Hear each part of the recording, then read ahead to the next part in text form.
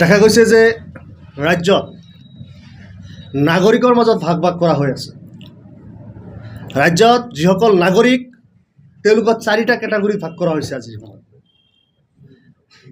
সিদিনা বিপ্লৱ শৰ্মা আয়োগৰ তথাকথিত প্ৰতিবেদনটোক মান্যতা দিয়াৰ যি প্ৰয়াস, তাৰ জৰিয়তে 1949 চনৰ 1 জানুৱাৰীৰ আগৰ মানুহখিনিৰ এটা কেটাগৰী সৃষ্টি কৰা হৈছে। তাৰ পৰৱৰ্তী কেটাগৰীটো হ'ল 1949 চনৰ পৰা 66 চনলৈ 66 চনলৈকে এটা কেটাগৰী ইতিমধ্যে আছে।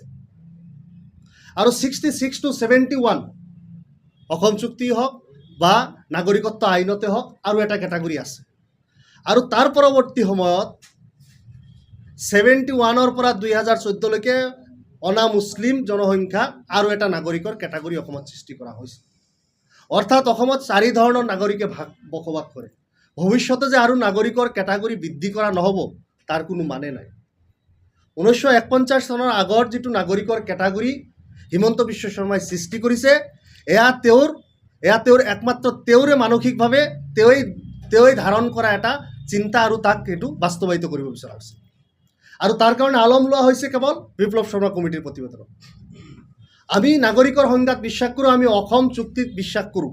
আৰু অসম চুক্তি মতে 1971 চনৰ আগত অসমত বসবাস কৰা প্ৰতিজন মানুহ ভাৰতীয় আৰু প্ৰতিজন মানুহ নাগৰিক আৰু প্ৰতিজনে সমান আৰু সমানুপাতিক অধিকাৰ পাব লাগে বুলি আমাৰ দলে সদা আৰু সৰ্বদা মাত মাতি আহিছে। আৰু সেই অনুযায়ী আমি NRC প্ৰক্ৰিয়াটোক সহযোগ কৰিছিলোঁ। কিন্তু NRC প্ৰক্ৰিয়াটোত যেতিয়া দেখা গৈছে যে সান্দহ খোৱা বালি সকলো তল পৰিছে, তেতিয়া এই NRCটোক গোটেই দেশব্যাপী বেলেগ এক ধৰণে পৰ্ট্ৰেট কৰিব যত্ন কৰিছে। আৰু হিমন্ত বিশ্ব শৰ্মা ডাঙৰীয়াই গোটেই ভাৰতব্যাপী NRC লাগে বুলি পোষকতা কৰে। যি সময়ত নিজৰ ৰাজ্যৰ NRCটোক মান্যতা দিব নোৱাৰিলে, পূৰ্ণ কৰিব নোৱাৰিলে তেওঁলোকৰ চৰকাৰ থকাৰ পিছতো, তাৰপিছত তেখেতে গোটেই ভাৰতত এটা মিছাৰ ৰাজনীতি কৰিবলৈ, এটা হাৱাৰ ৰাজনীতি কৰিবলৈ, এটা পপুলাৰ এনে এটা জনমত সৃষ্টি কৰিবলৈ বা বিভাজন সৃষ্টি কৰিবলৈ তেখেতে NRCৰ পোষকতাৰ ৰাজনীতি আৰম্ভ কৰিছে। আমি অসমৰ মানুহ হিচাপে আমি অসমৰ যিখিনি সঁচা কথা জানো গোটেই দেশব্যাপী মানুহক জনোৱাটো উচিত।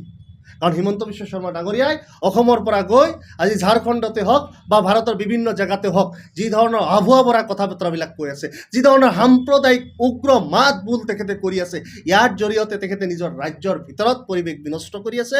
নিজৰ ৰাজ্যত যি সংবিধানৰ নামত তেখেতে শপত লৈছিল সেই শপতক ভেঙুচালি কৰি আছে। এই দেশৰ যি সংবিধান আছে, যি ধৰ্মনিৰপেক্ষ আৰু গণতান্ত্ৰিক সংবিধানখন আছে, তাক ভেঙুচালি কৰি আছে। যাৰ কাৰণে ইয়াক গণতন্ত্ৰৰ প্ৰতি ভাবুকি, ইয়াৰ সংবিধানৰ প্ৰতি ভাবুকি। সেইবাবেই আমি এই কথা বতৰাবিলাক দেশব্যাপী আমি যোৱাটো বিচাৰিছোঁ। যে NRCৰ পৰা যিসকল মানুহৰ নাম বাদ পৰিছিল তেওঁলোকক ৰিজেকশ্যন শ্লিপ দিয়া হওক আৰু তেওঁলোকে আইনী মাৰফতত, কোৱাচি জুডিচিয়েল নহয়, কোৱাচি জুডিচিয়েলত যিবিলাক ফৰেইনাৰ্ছ ট্ৰাইব্যুনেল বহাই থোৱা হৈছে সেইবিলাক হিমন্ত বিশ্ব শৰ্মাৰ মন্ত্ৰণাত চলে, তেওঁৰ ডিক্টেশ্যনত চলে ফৰেইনাৰ্ছ ট্ৰাইব্যুনেল। আৰু যাৰ কাৰণে বাপ ভাৰতীয়, ভাই ভাৰতীয়, মাক ভাৰতীয়, তাৰ পৰা মাজৰ পৰা এজনক বিদেশী বনাই দিয়ে আৰু তেওঁলোকক নি ডিটেনশ্যন কেম্পত ভৰ্তি কৰোৱা হৈছে। তৰুণ গগৈ নেতৃত্বাধীন চৰকাৰখনে তাহানিত যি বনাই থোৱা ডিটেনশ্যন কেম্প গোৱালপাৰাৰ মাটিয়াত, তাতে হাজাৰ হাজাৰ মানুহক এতিয়া বন্দী কৰি ৰাখিব বিচৰা হৈছে। যোৱাটো মাহত বৰপেটাৰ পৰা প্ৰায় 72জন মানুহক ডিটেনশ্যন কেম্পত ভৰোৱা হৈছে। তেওঁলোকৰ মাক বাপেক সব ভাৰতীয়, হঠাৎকৈ পৰিয়ালৰ মাজৰ পৰা এজন বিদেশী কিয় হয়? আমি বিদেশীৰ বোজা অসমে লোৱাটো কেতিয়াও নিবিচাৰোঁ। অসমৰ পৰা প্ৰতিজন বিদেশীক বাংলাদেশৰ সৈতে হওক, পাকিস্তানৰ সৈতে হওক, তেওঁলোকক বুজাবুজি চুক্তিৰ মাধ্যমে তেওঁলোকক হস্তান্তৰ কৰক, পুছবেক কৰক, আৰু যি কৰিব লগা আছে কৰক। কিন্তু আমাৰ কৰ কাটলৰ টকাৰে ভাৰতত বিদেশী আমি বহাই খোৱাৰ পক্ষপাতী নহয়।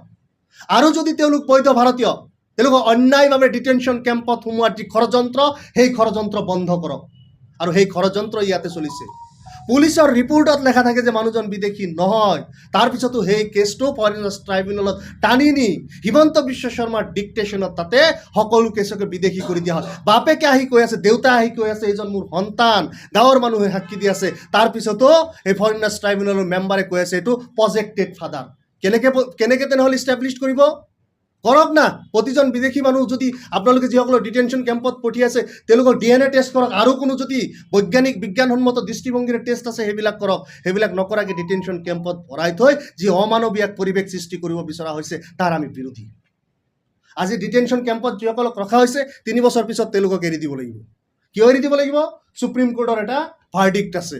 কোনো মানুহকে বিদেশীৰ সন্দেহত বা বিদেশী বুলি কৈও 3 বছৰতকৈ অধিক সময় ডিটেনশ্যন কেম্পে কয় বা অন্য কোনো হেৰি কয় শিবিৰে কয় তাতে ৰাখিব নোৱাৰিব বুলি সুপ্ৰিম কোৰ্টে বান্ধি দিছে।